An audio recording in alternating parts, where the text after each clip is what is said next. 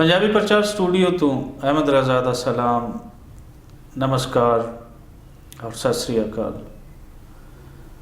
दोस्तों, एक अहम इशू, एक अहम खबर जिस पर मैं थोड़ा ध्यान दिलवाना चाहना, लेकिन उस तो पहले एक चीज़ मैं सारे दसता जावां कि मेरा मकसद कोई नफरत फैलाना नहीं है। मेरा मकसद हकीकत दसना है, और वो हकीकत जिसनों झुठलाया नहीं जा सकता।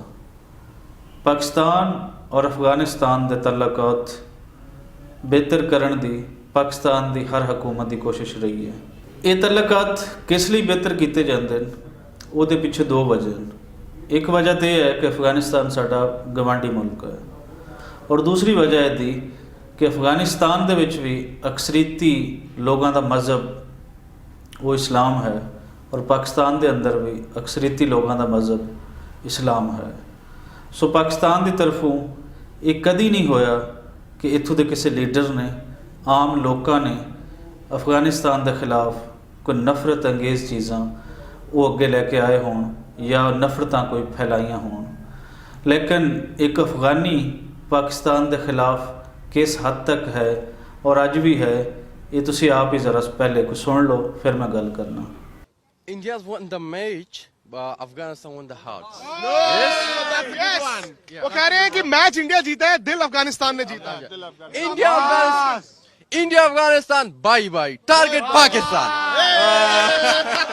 जी सुन लिया होना यकीनन तुसी कि एक अफगानी पाकिस्तान के बारे किस तरह के ख्यालात रखता है।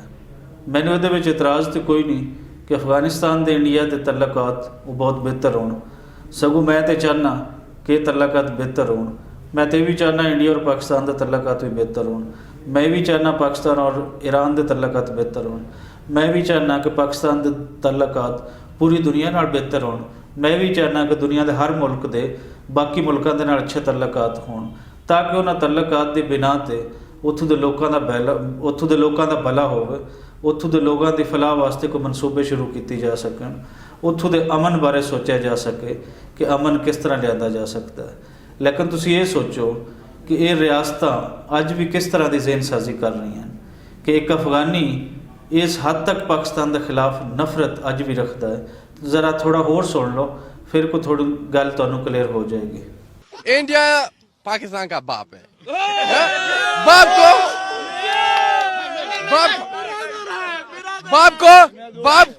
बाप को शौक दिया, बेटा को क्रश कर दिया।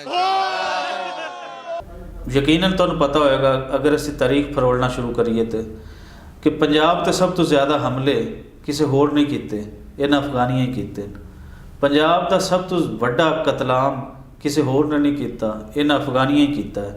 और वो तारीख दे विच अगर असीं पिछे जावांगे तो अहमद शाह अब्दाली का किरदार, नादर शाह का किरदार और इन्हां दे बाकी लोगों का किरदार वही यही सी, यह नफरत सी। असीं मज़हब की वजह तो इन्हां नूं हमेशा सीने नाल लाया, लेकिन इन्हां ने हमेशा अपने आप नूं साडा दुश्मन साबित किया। और जदों पंजाब का गला पक के तैयार हो जाता सी, उदों एक नवां हमला तैयार हो जाता सी। अज की है, अज की करन दी लोड़ है कि अफगानियां का एक अपना देश है, अफगानी अपने देश के अंदर रहन। असी एक क्लीयर कट मैसेज देना चाहते हैं कि इस टाइम पंजाब के अंदर जो अफगानी जलगार है इसनूं बंद किया जाए। और जदों मैं कह रही हाँ कि अफगानी जलगार है, इसका मतलब सिर्फ अफगानी पठान है। जिहड़ा किपके का पठान है वो साडा अपना है, साडा दोस्त है, वो साडे फैडरेशन का पार्ट है।